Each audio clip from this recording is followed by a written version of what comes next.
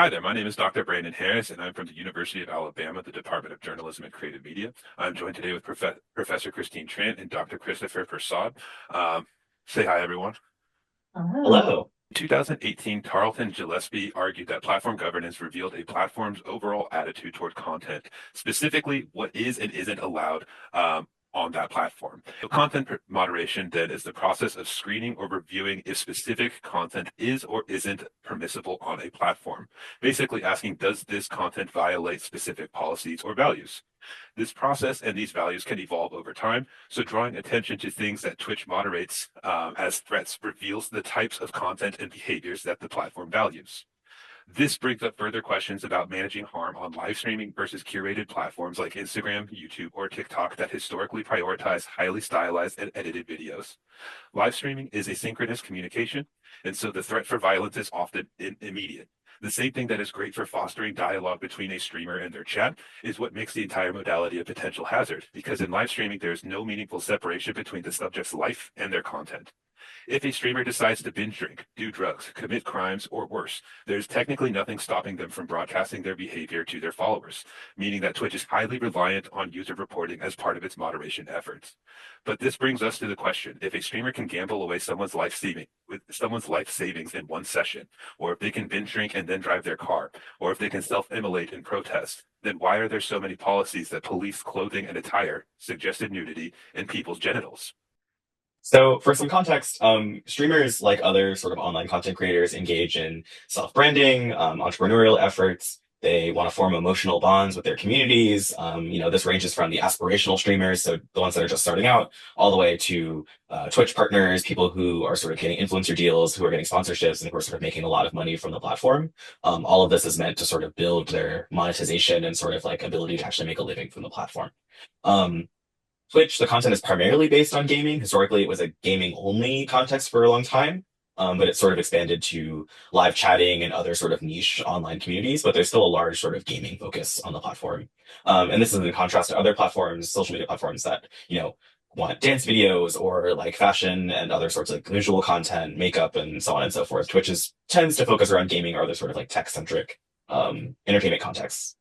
So the platform, in our research and others, it's constructed as sort of an inherently cisgender, heterosexual, masculine, largely white and or Asian sort of heterosexual masculinities. There's a sort of long-running fear that women are using their sexuality to hoodwink innocent men to spend money on them. And in reality, there's only two other women in the top 50 highest paid streamers. This is mostly a heterosexual male space. Sexual minorities, drag queens, trans people, queer people of all kinds are sort of marginalized by the culture of the platform. And this is in some ways informed by broader attitudes in sort of the mainstream gaming and nerd cultures that many scholars have written about. And this also extends over into sex workers of all kinds in particular are targeted by malicious audiences for their very presence on the platform, even if there aren't links or direct connections to their sort of other kinds of sexual social media accounts. This still places them at risk on Twitch. All of this folds together in what we're calling a sort of androcentric hegemony, policies that benefit cisgender, white, heterosexual men or male bodies primarily. If you sort of stream outside of this like category, if your body looks in a way that defies expectations of what a streamer should look like, you're sort of met with intense pushback, harassment, and all of this kind of folds together in various ways that sort of sexual content appears on Twitch.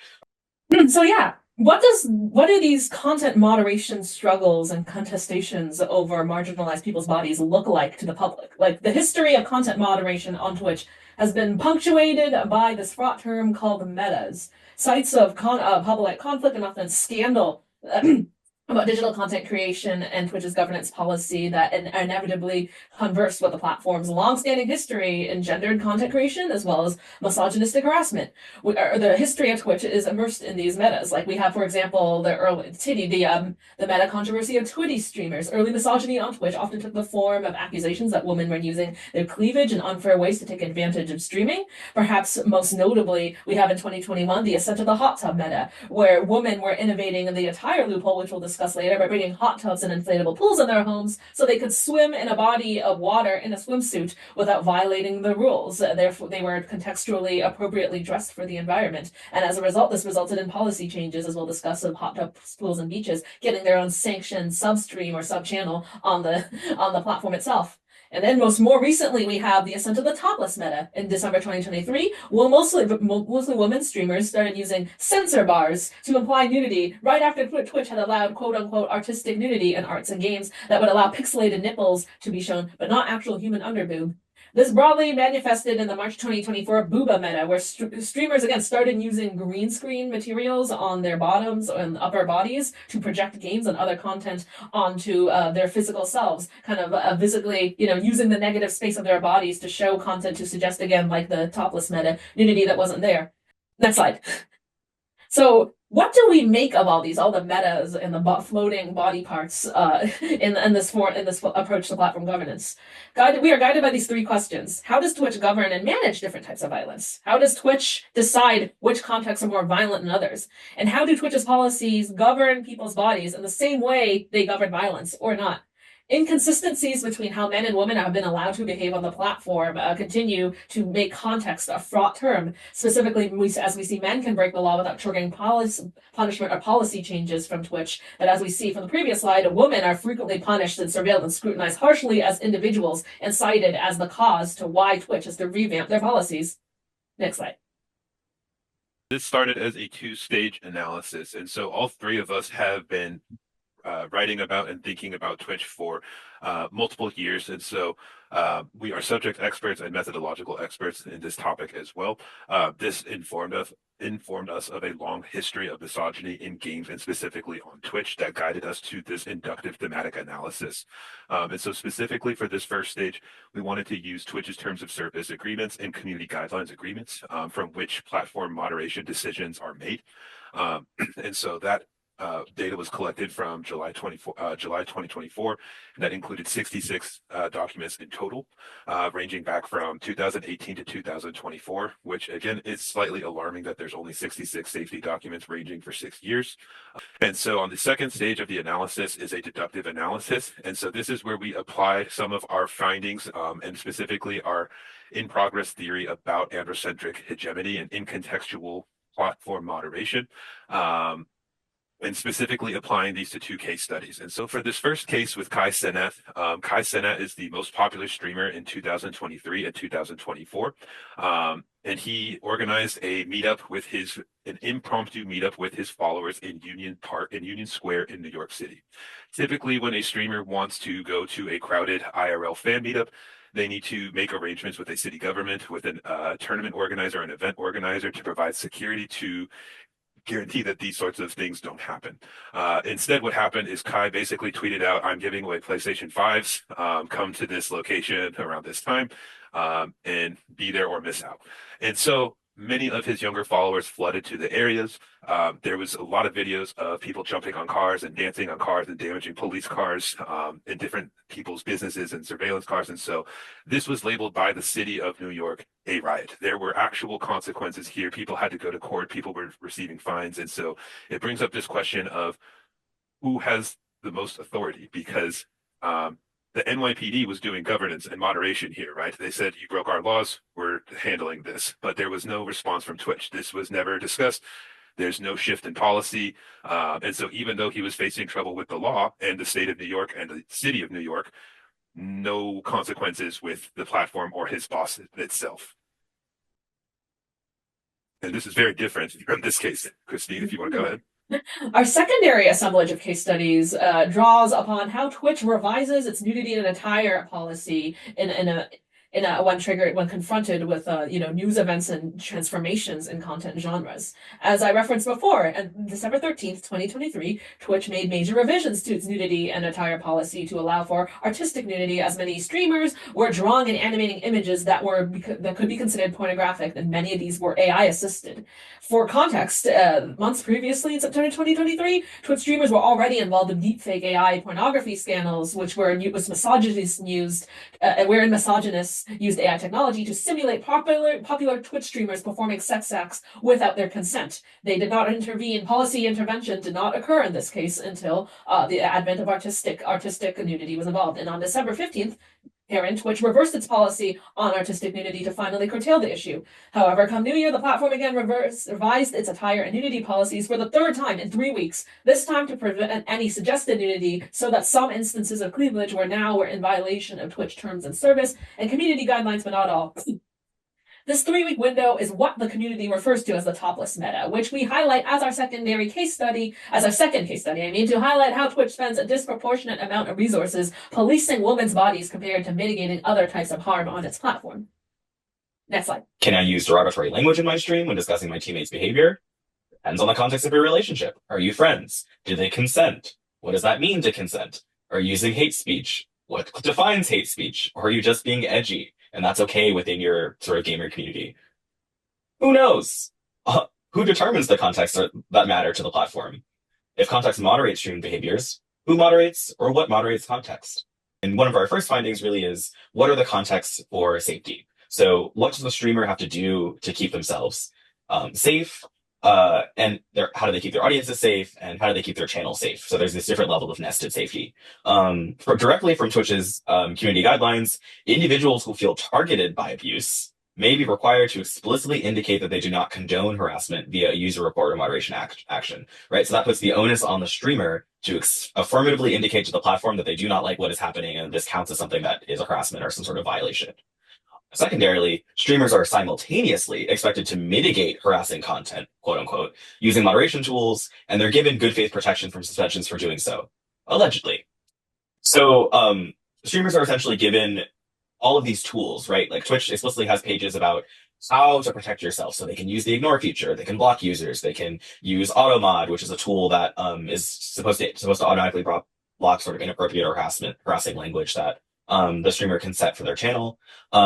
There's ways to prevent users from viewing a stream. You can activate shield mode, which sort of prevents chat and other functions when you're being raided by sort of malicious actors. That feature was actually heavily inspired and advocated for by marginalized streamers over the years, and Twitch made it an official product feature. So that's important. But if you notice, all of this frames harassment, violence, discursive unpleasantness as something that the streamer is responsible for dealing with, not the platform. The platform gives you the tools, and the streamer is supposed to figure it out with their moderators or their sort of other team of support staff. All of this sort of constructs what we could call sort of a neoliberal logic of it's up to the streamer to sort of create the context for safety.